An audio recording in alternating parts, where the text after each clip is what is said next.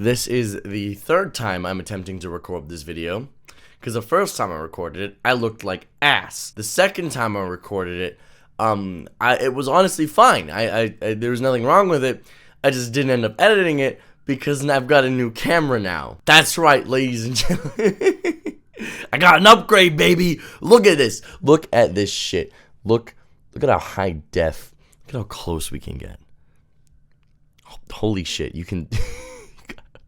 It's so intense. My God, let's pull that back a bit. Oh, that was a little unsightly. That was a little bit too much. I think that was a little too much. I think that was a little bit too much. But hello, welcome to game design. That's something we don't talk a lot about here in the Dungeons and Dragons sphere. You know, it's very funny. We talk a lot about homebrew, we talk a lot about storytelling, but I feel like there's not a lot of people who are talking about game design. And that is today what we're going to be talking about. Who could have guessed? My name is Offbeat Outlaw. I'm a dungeon master. I play Dungeons and Dragons a lot. I optimize characters a lot. I have read these books cover to cover time and time again. So it's fair to say that I kind of know how this game more or less operates. And I've come to a very simple conclusion. Conditions in the game are awesome.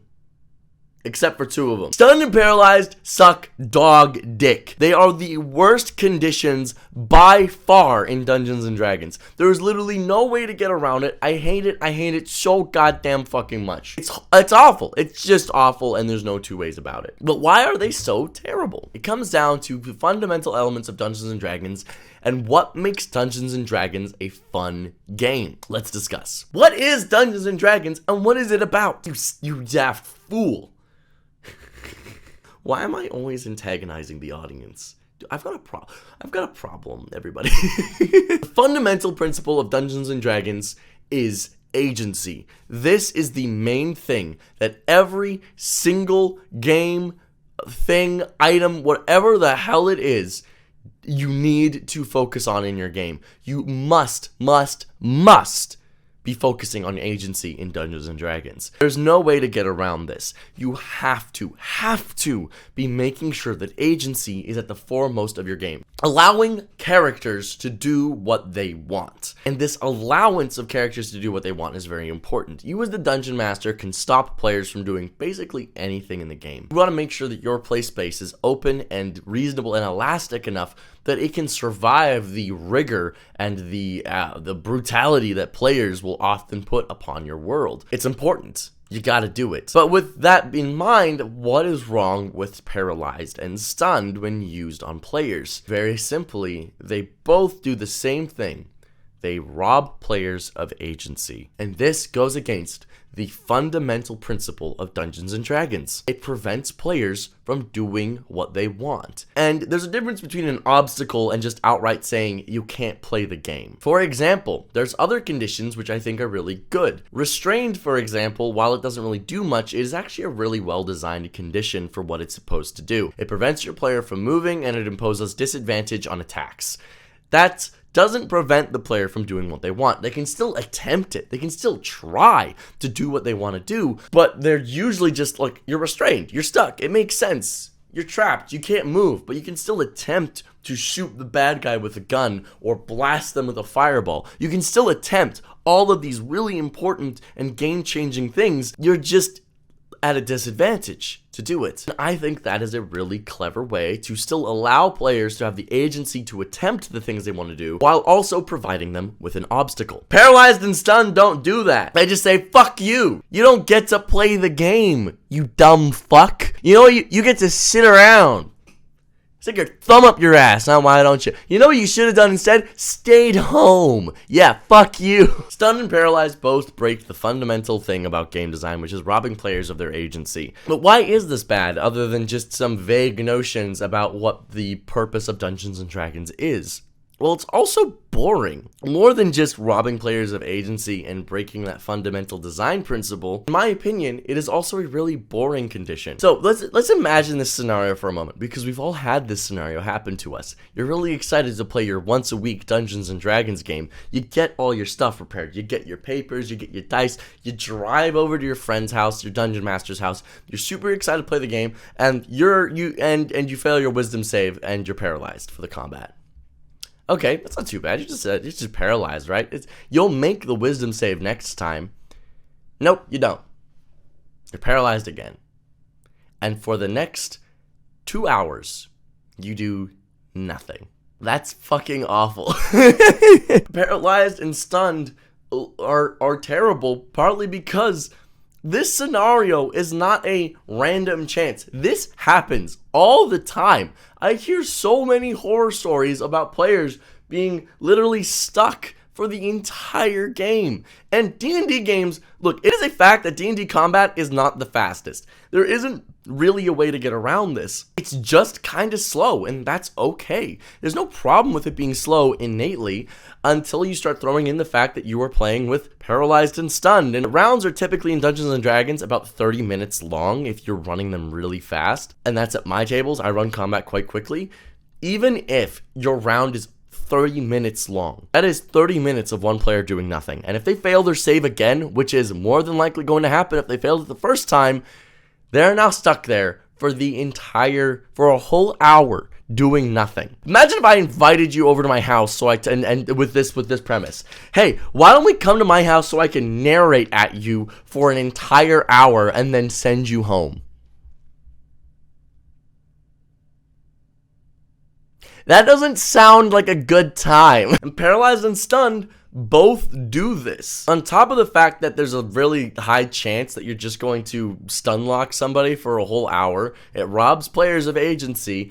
It's not fun because it's also, in my opinion, and this is really opinionated here. Like the previous stuff I think is based off of analysis, like the previous sections of the video. It's based on just like, it goes against the design principles of the game. It's a little bit annoying to deal with and it takes up a lot of time. This is really an opinion section of this. I think it's really lame to use. It's a really simple condition that you can apply to players really easily.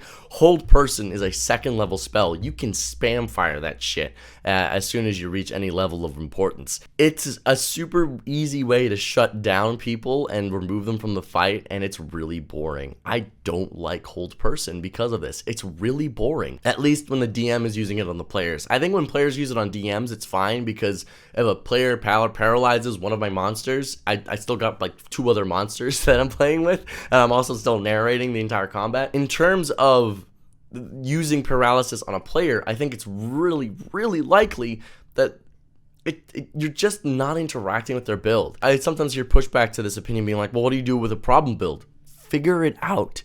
Honestly, builds are not that complicated to deal with. Maybe this is me, but I personally have never had a build that I've been so desperately annoyed with that I've had to paralyze it or stun it in order to deal with it.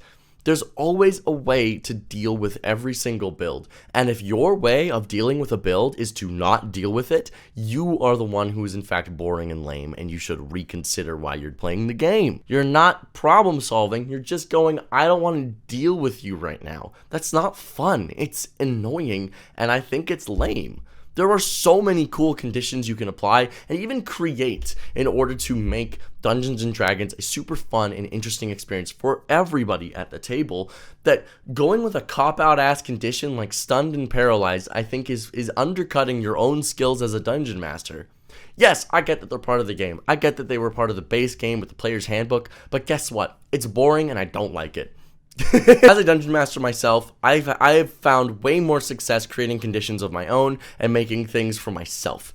I think that you can always find more interesting conditions and always create more interesting stuff with your own brain, thinking about your party critically. If you want to see examples of this, check out my Friday stream, Paperwork Pantheon, here on YouTube. All of the episodes are on a playlist right now. Go watch it if that interests you. I'm playing with level 20s, trying to showcase that, hey, you can make level 20 fun, and I use a lot of interesting conditions in my opinion. I think there's a lot of really fun stuff in there. Anyway, this is just a short little video because I haven't posted in a while, and I just wanted to get something out, as well as an announcement. If you like this content, this D&D style content, that's great. This is your home. You are more than welcome to stay here and watch videos here.